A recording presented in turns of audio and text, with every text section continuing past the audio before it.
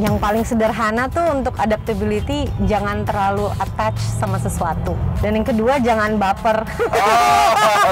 Kuncinya beradaptasi kadang sederhana. PBB, dipaksa dulu, lama-lama bisa, habis itu udah terbiasa. Iya. Kalau menurutku, kayaknya ada satu kata kunci, yaitu punya grit. Grit ya? Iya. Oke. Nah, definisi grit itu apa? Nah. Jadi, perseverance and passion to achieve long-term goal.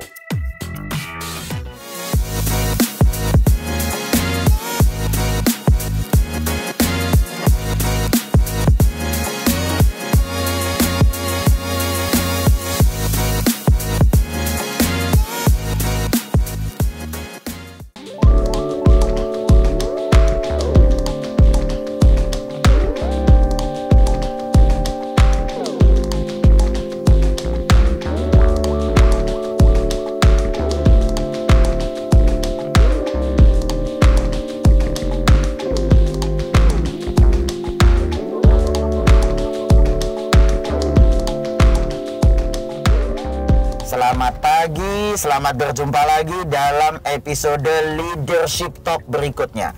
Nama saya Pambudi Sunarsihanto dan dalam episode kali ini ya, kita akan diskusi tentang developing global leader.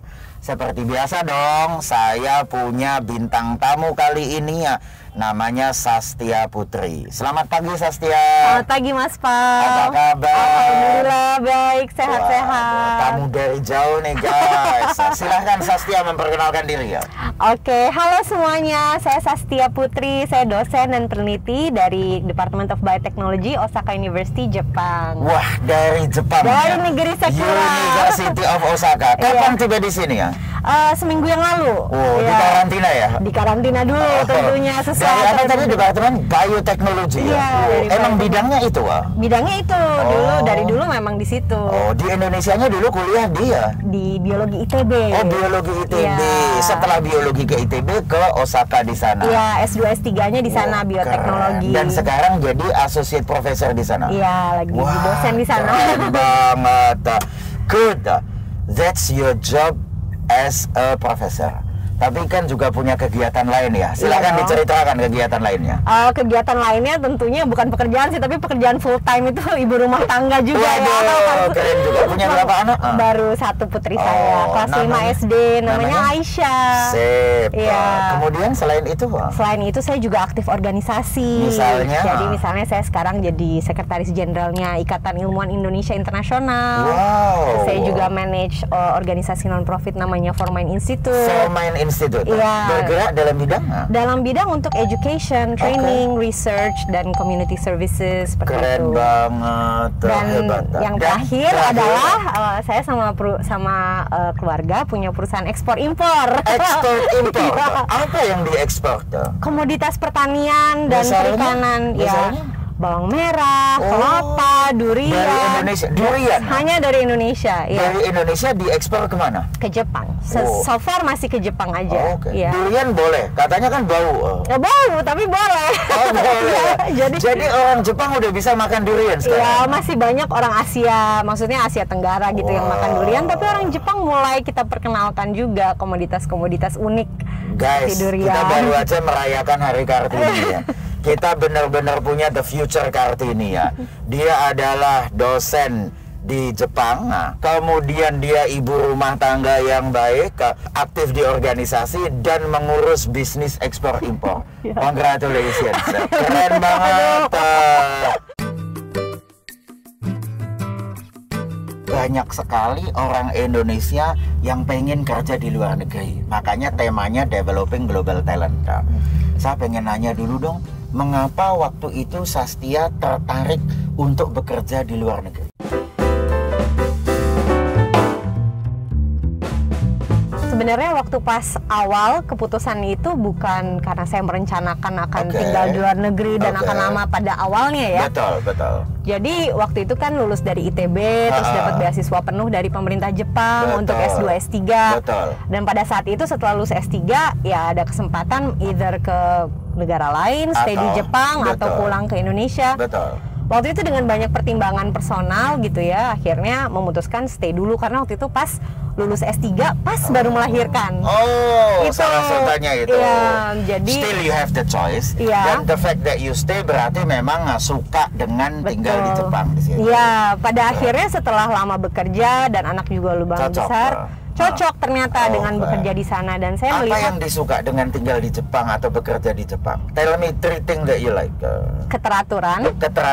Oke. Iya. Sangat teratur orang Iya. Jepang. Oke. Kedua adalah teknologi tinggi. Teknologinya tinggi. Ya. Dan ketiga adalah banyak kesempatan. Oke. Untuk maksudnya connect kemana-mana gitu ya maksudnya. Teratur masyarakatnya, jadi enak tinggal di sana. Teknologinya tinggi, semua serba cepat dan praktis. Terutama opportunity for global networking. Iya. Begitu. Iya, karena mungkin kalau dari Jepang gitu ya untuk connect to the rest of the world itu very good hub gitu ya. Oke. Untuk masih be visible gitu ya mungkin. Bagus. Oke. Sekarang kalau boleh saya tanya, you like that and you enjoy that. Tapi kan mestinya pada awalnya struggle ya, challenging juga ya pada awalnya. Iya, apalagi kan ibu baru, terus baru mulai pekerjaan, terus di salah satu atau beberapa challenge-nya pada saat pertama kali tinggal di sana sebagai dosen bekerja dan kemudian menjadi ibu yang baru melahirkan anaknya. Challenge-nya apa kira-kira? Challenge waktu pas kuliah sama challenge waktu bekerja itu sangat berbeda ya. Beda. Pas kuliah dulu. Pas kuliah dulu itu kan awalnya pertama kali jauh banget dari keluarga. Betul. Terus di sana tuh sangat punya etika kerja yang sangat itu ya. Maksudnya berbeda gitu dengan Indonesia.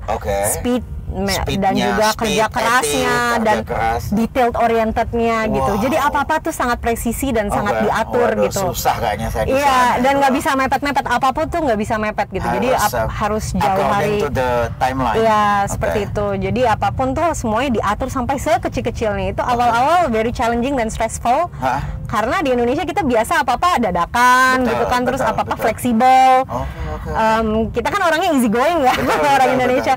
Nah, orang Jepang tuh sangat nggak easy going, mereka tuh sangat rigid gitu. Dan jadi tidak fleksibel sama sekali gitu. Jadi padahal Sastia yang saya kenal orangnya sangat fun, easy going, bahkan berteman dengan banyak artis. Berarti kan hidupnya fun. Bagaimana dari Sastia yang saya kenal begitu fun bisa beradaptasi ke sesuatu yang begitu rigid? Bagaimana Sastia mengadaptasi dirinya sendiri? Ya, selain saya fun dan easy going, kayaknya saya juga adaptable gitu. Jadi ada satu karakter yang mungkin saya bisa menyesuaikan diri dimanapun ditempatkan tuh kayaknya lumayan bisa masuk aja gitu. Jadi kalau tahu situasinya di Jepang demand sesuatu yang harus sangat presisi dan perfection is demanded, ya saya bisa mengikuti gitu. Itu aja sih, karena terpaksa gitu. Betul. Kalau kita berada dalam satu situasi di mana kita dituntut untuk seperti itu, ya bisa gitu. Seperti dipaksa, itu. Karena either you thrive or you don't survive gitu. Di Jepang seperti itu sih. Keren banget. Ada teman saya ngasih tahu kuncinya beradaptasi kadang sederhana, PBB. Dipaksa dulu, lama-lama bisa, habis itu udah terbiasa. Dan suddenly we change our character. Iya, seperti itu. Kayak gitu, it's just very simple sebetulnya. Oke. Terus itu pada saat bekerja challenge seperti itu memang masih sama juga ya, Pak? Masih sama, tapi tidak kaget karena kan sudah S2 S3 di situ, terus postdoc dulu, baru masuk ke dunia universitas, maksudnya menjadi pekerja. Tapi ternyata whole different level gitu loh. Mereka expectation-nya kalau ke mahasiswa ya asal lulus gitu ya. Ya setelah itu kalau nggak lulus kalau nggak lulus ya itu ya silakan aja gitu, maksudnya nggak terlalu gimana. Tapi kalau misalnya kita dalam dunia pekerjaan, kita dibayar sebagai profesional gitu. Jadi kita dituntut untuk bisa perform gitu semaksimal mungkin. Tapi bukan hanya semaksimal mungkin, menurut saya masih ada double standard gitu di Jepang. Karena perempuan peneliti di Jepang itu jumlahnya sangat-sangat sedikit. Apalagi perempuan peneliti asing. I am among 1% gitu. 1% of the researchers. In Graduate School of Engineering, karena saya di Fakultas Teknik kan. Jadi dengan jumlah yang sangat sedikit itu sangat mudah untuk tenggelam dan tidak terlihat sama sekali. Atau kalau memang mau menonjol, kita harus 2 kali 3 kali lipat bekerja lebih keras dibandingkan laki-laki Jepang gitu. Betul. Dulu ada yang bilang bahwa Jepang itu bisa begitu maju, padahal banyak potensi yang tidak digunakan. Nah, belum digunakan, which is the potency of women. Kayak gitu, itu sangat under explored dan underutilized. Ya, setuju itu. Keren banget. Oke, good. Yang menarik tadi adalah bahwa Sastia ini orangnya fun and easy going, tapi ada adaptability-nya juga. Nah, saya mau cerita nih, bagaimana tips dan triksnya supaya orang bisa beradaptasi dengan cepat. Karena kadang ada orang Indonesia yang kalau keluar negeri males, maaf, di sini udah terbiasa ada pembantu, ada pengemudi, bahkan ada yang punya satpam di rumahnya. Dan kemudian padahal di sana you have to do everything independently by yourself. Gimana nih tips and tricks?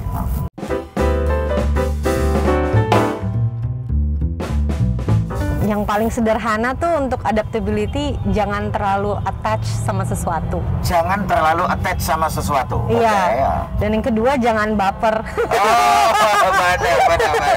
Tell me more. Karena kalau attach kan kita mudah untuk susah untuk move on ya kalau terlalu attach. Dan itu akhirnya mempengaruhi kemampuan adaptabilitas. Karena kita terlalu berpegangan sama yang sebelumnya. Betul. Atau past life kita dulu kayak gimana di lingkungan baru. Pada akhirnya kita susah untuk mengubah kebiasaan atau gitu. Jadi meskipun kita di Indonesia punya banyak yang comfort, enjoy, tapi jangan terlalu attach. If suatu saat kita kehilangan, nggak ada masalah. Nggak ada masalah gitu. Saya tuh nggak terlalu punya attachment besar sama barang misalnya, atau sama fasilitas atau apapun. Jadi ditaruh dimanapun ya bisa beradaptasi karena tidak terlalu harus semuanya tuh sama seperti yang sebelumnya ada, misalnya seperti itu. Jadi pada akhirnya itu bisa lebih gampang. Excellent. Yang kedua, baper. Explain to me about baper. Ya, saya berusaha untuk dalam bekerja itu tidak terlalu emosional. Jadi biasanya saya tidak terlalu memakai misalnya kayak dalam bekerja ya, sebagai perempuan mungkin beda gitu, tapi dalam sehari-hari. Tapi dalam bekerja saya jarang gitu untuk membuat emotional decision misalnya. Atau maksudnya untuk kita tidak bisa beradaptasi tuh biasanya karena kita terlalu emosional gitu. Misalnya terlalu pakai perasaan gitu. Jadi pada akhirnya itu juga mempengaruhi kemampuan untuk beradaptasi gitu. Misalnya nostalgic gitu. The feeling of nostalgia gitu. Aduh, saya kalau misalnya di Indonesia begini, sekarang di sini nggak begini, aduh terlalu jauh dari orang tua, nggak bisa ketemu, sedih. Itu kan pada akhirnya berpengaruh emosional gitu. Jadi kalau misalnya kita mau survive di luar negeri, mau punya mental yang tangguh, memang tidak bisa terlalu emosional gitu. Balance lah. Betul. Interesting. Nah, for someone like you who work in the research di university, mungkin lebih mudah berpikir logis dan tidak emosional lah. Nah, tapi apakah hal itu berdasarkan pengalaman Sastia atau pengalaman teman-temannya itu bisa diterapkan di dunia yang non akademis, misalnya di bisnis atau di tempat lain? What do you think? Menurut saya tetap dalam pekerjaan apapun harus ada balance, jangan terlalu emosional dan jangan mengambil keputusan yang emosional dan misalnya melakukan argumen dengan background yang emosional, karena emotional argument will never win juga menurut saya. Jadi lebih logical, lebih data driven. Tapi dengan empati gitu. Jadi beda kan, maksudnya emosional yang maksudnya terburu-buru, tergesa-gesa, tidak berpikir secara logis, tidak berpikir matang, sama misalnya tidak pakai hati, itu berbeda ya. Betul. Jadi yang saya ingin sampaikan adalah jangan misalnya karena emosional gitu dalam keadaan marah atau keadaan panik gitu, terus kita akhirnya membuat keputusan dalam dunia non akademis, sepertinya itu bisa dipakai. Kalau di lab kita betul-betul harus jernih ya pikiran, karena terutama saya berhubungan dengan misalnya kadang-kadang zat yang berbahaya, mesin bertekanan tinggi gitu. Jadi memang tidak boleh pakai emosi gitu, betul-betul harus sangat logical, presisi, dan memang sesuai SOP. Itu nggak bisa di bypass, misalnya lagi sedih gitu ya, terus akhirnya lupa matiin mesin atau apa, it's very costly. That's interesting. Sekarang saya jump. Maaf, kadang-kadang ada yang menstereotype, I know it's not true, bahwa kalau pria lebih logis, bahwa wanita lebih emosional. I know it's not true. Tapi saya cuma mau nanya dari perspektif Sastia, sebagai seorang wanita, bagaimana untuk tidak terlalu attach emosionally tersebut?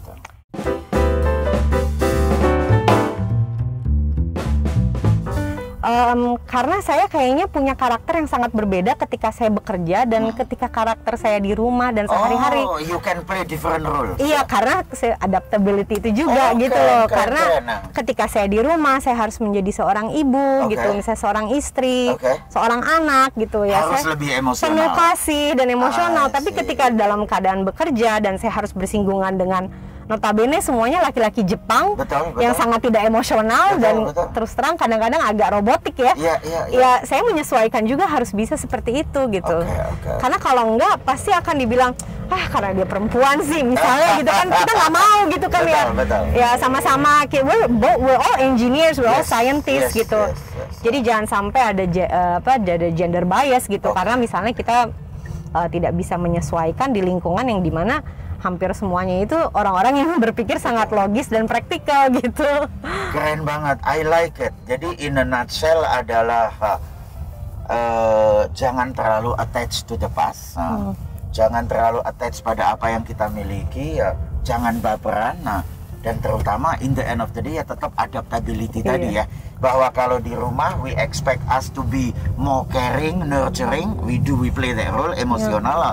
Begitu kita di kantor ya harus profesional, logical, rasional, kira-kira begitu. Betul. Keren.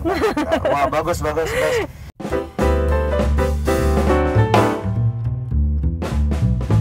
Ternyata menjadi global talent itu tidak mudah. Belum tentu seseorang yang perform dengan sangat bagus di Indonesia, punya potensi ya, itu bisa excel at the global level.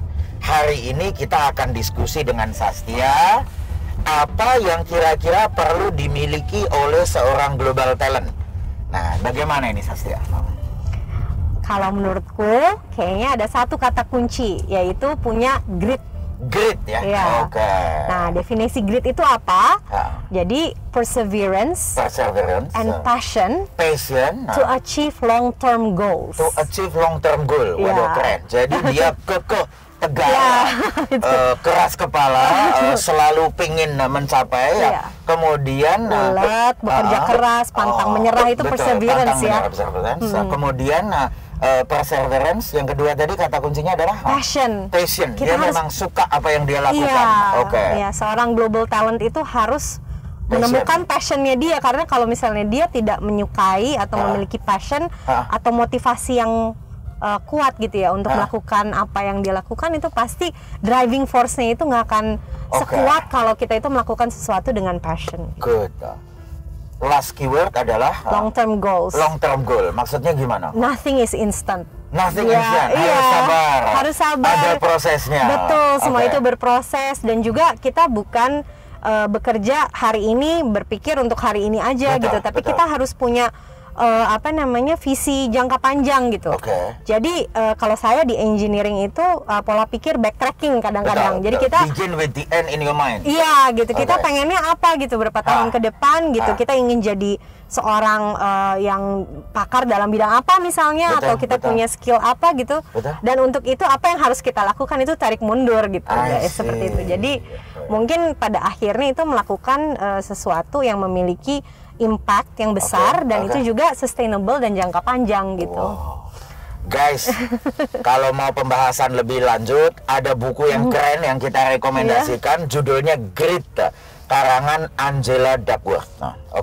Nah, jadi yang disampaikan Sastia tadi menarik sekali ya. Kalau mau jadi global talent bukan hanya kompeten aja. Kompeten udah pasti lah ya. Pasti karena itu minimal banget hygiene factor. Kalau nggak punya kompeten nggak usah bermimpi. Tapi meskipun sudah punya kompeten, ada hal yang lain. Which is grit tadi ya. Dan itu adalah perseverance, passion, untuk achieve long term goal. Kayak begitu. Boleh diceritain nggak konkretnya dalam kehidupan Sastia seperti apa? Apakah memulai dengan long term goal-nya, atau persistence-nya, atau passion-nya? Tell us about that. Mungkin salah satu karakter yang sering gitu ya disampaikan orang-orang yang dekat dengan saya, saya tuh memang ngotot gitu. Ada ngotot adalah kata untuk stabil, keras kepala. Ya, dalam kalau hal ingin sesuatu langsung teguh. Dalam hal mencapai tujuan, ya bukan ngotot dalam berpendapat ya, beda gitu. Jadi apabila saya sudah set my foot gitu, misalnya saya ingin achieve sesuatu, ya saya memiliki program, terus planning gitu, untuk mencapai itu, dan saya tidak berhenti sampai bisa tercapai gitu. Ya itu sih. Jadi memang perseverance bagaimanapun sampai akhirnya itu bisa tercapai gitu. Maksimal lah gitu. Tidak mudah menyerah. Jadi contohnya ya sebagai peneliti, jadi kan tadi saya bilang ya, saya punya dua pekerjaan nih kira-kira sekarang. Utamanya adalah peneliti dan juga saya merupakan pengusaha sekarang. Dua-duanya itu kalau tidak punya perseverance kayaknya nggak mungkin berhasil. Karena sulit banget ya. Karena peneliti itu adalah pekerjaan yang mungkin 99% gagal dulu. Oh iya. Iya, itu. By definition user. Itu sudah by definition pasti harus siap gagal. Dan coba lagi sampai pada akhirnya kita menemukan sesuatu yang belum pernah ditemukan orang lain. Dan oleh karena itu ya pasti jalan menuju untuk ketemu hal itu ya tidak mudah kan ya. Jadi pasti harus melalui perjalanan dan dimana mengalami kegagalan berkali-kali gitu. Jadi menjadi seorang peneliti itu penting punya perseverance, sama menjadi pengusaha juga nggak ada hitungannya, misalnya 1 tambah 1 udah pasti jadi 2 gitu ya.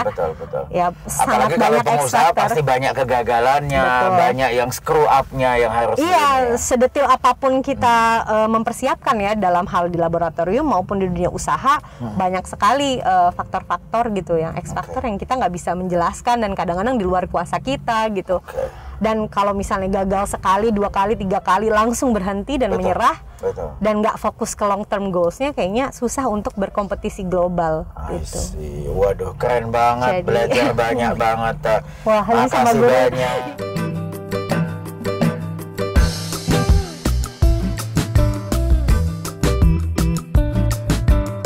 Oke, tadi kan aku udah bahas nih beberapa karakter yang menurutku penting untuk menjadi global talent. Salah satunya adalah grit, dimana passion, perseverance itu penting. Nah, bagaimana kira-kira nih menurut Mas Pam caranya supaya orang Indonesia bisa memiliki karakter-karakter tersebut gitu? Excellent. Kita bahas satu-satu ya. Karena menurut Sastia tadi ada 3 kata kunci ya. Pertama passion, kayak begitu kan. Nah, intinya first thing first adalah find your passion. Dan don't worry, passion itu bukan seperti sebuah lorong gua yang panjang saya nyari kok belum ketemu-ketemu. Enggak. Passion itu just do it, try, you enjoy continue, you don't enjoy hold on, cari passion yang lain. Saya dulu juga adalah programmer komputer. Setelah itu saya jadi engineer BTS, manjat tower. Setelah itu jadi project manager, jadi sales, jadi trainer. Akhirnya ketemu passion saya menjadi human resource. So don't worry, find your passion dalam hal ini berarti adalah kita bereksperimen dalam hidup kita, mencari sesuatu yang kita suka. Pada saat kita ketemu yang sudah suka, kerja sama main-main nggak ada bedanya. Gitu sama gitu kan.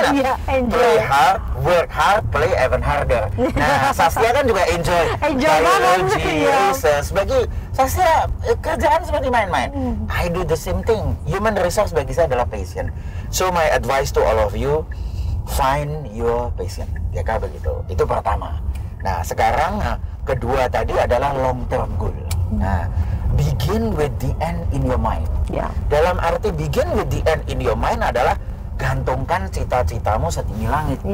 Kadang banyak di antara kita mau punya cita-cita aja malu, mau punya cita-cita aja takut gitu kan. Nah, padahal Michelangelo bilang, the danger is not to set your aim too high and fail. The danger is to set your aim too low and achieve it. Nah, yang bahaya itu bukan punya cita-cita terlalu tinggi dan gagal. Yang bahaya itu kalau punya cita-cita rendah malah tercapai. Nah, berarti gantungkan cita-citamu setinggi langit. Long term goalnya mau kemana? Setelah itu seperti Sastia bilang, you backtrack. Saya punya cita-cita ke sini, sekarang saya ada di sini, berarti I work my way to find it. Jaga begitu. Dan ternyata nggak tercapai, nggak apa-apa. At least you are halfway dan you do your best. Jaga begitu. Terakhir tadi adalah persistence. Nah, terus terang emang ini yang paling berat. Karena kalau kita dididik orang tua yang sering memanjakan kita, seolah-olah kita mendapatkan semuanya, akan sulit. Padahal persistence itu berarti ya kita harus sering kali gagal. Persisten itu harus bangkit setiap kali kita gagal. By the way, Ilma, anak saya rekomen buku dari Jepang yang keren banget. Judulnya Fall 7 Times, Get Up 8 Times. Ada buku terkenal itu dari Jepang. Artinya apa? Sesering apapun kita gagal atau jatuh, harus bangkit dan bangkit lagi. Orang sukses itu bukan orang yang nggak pernah gagal. Orang sukses itu adalah orang yang setiap kali gagal, dia bangkit dan bangkit lagi. Saya yakin Sastia juga sering kali gagal sebelum akhirnya mencapai keberhasilan ini kan. Dan pada saat Sastia gagal, apa yang Sastia lakukan? Ya tidak lama-lama merutuki kegagalan, tapi secara strategis berpikir sejauh ini apa yang sudah dicoba, apa yang belum dicoba, dan mikirkan langkah selanjutnya gitu loh. Jadi fokus ke long term goal itu gitu. Jadi bukan kegagalan yang saat itu, tapi bagaimana supaya kita bisa bangkit supaya long term goals yang kita impikan itu tercapai. Gitu. Dalam konteks itulah sebenarnya istilahnya fail fast, jangan terlalu lama. Fail fast, learn fast, improve fast, and back to your focus on the long term goal. Ya kan demikian.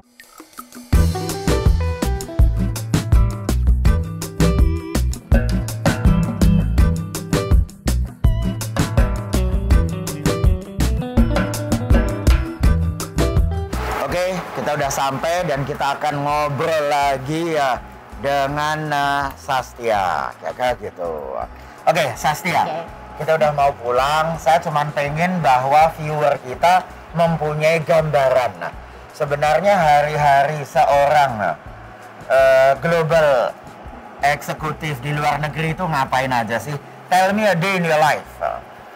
Kalau saya di Osaka bangun ngurusin anak dulu. Ngurusin anak dulu. You have to do everything by myself gitu. Itu bagian dari tinggal di Jepang itu adalah semua harus bisa sendiri gitu. Jadi harus bikin sarapan, terus harus bikin bekal gitu.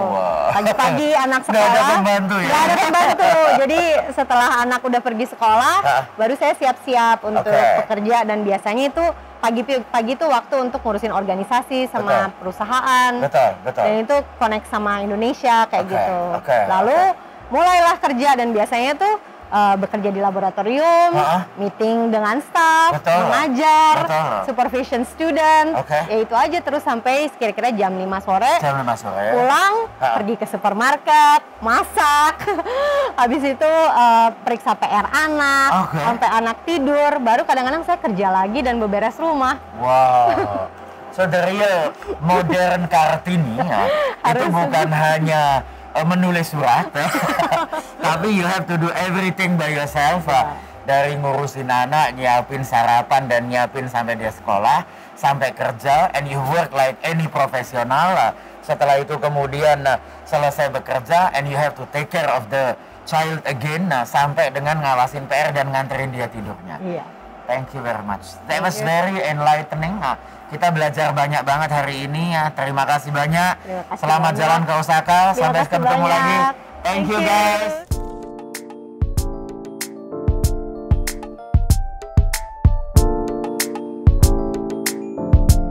Oke, kita tadi baru saja bertemu dan diskusi dengan Sastia, seorang wanita Indonesia, profesor eksekutif leader yang menjadi dosen di University of Osaka di Jepang. Secara overall, sulit sekali bagi orang Indonesia untuk berkarir di dunia global. Tapi Sastia membuktikan bahwa dia bisa. Saya terus terang, dalam karir saya sebagai HR di beberapa perusahaan, saya pernah bekerja di 5 perusahaan. Saya pernah bekerja di 7 negara. Saya bahkan pernah menjadi Head of Talent Development untuk sebuah perusahaan di Asia Pasifik, mengembangkan talent di 12 negara di Asia Pasifik. Inilah observasi saya, inilah yang kita bisa sampaikan agar talent-talent Indonesia mengembangkan diri menjadi global talent.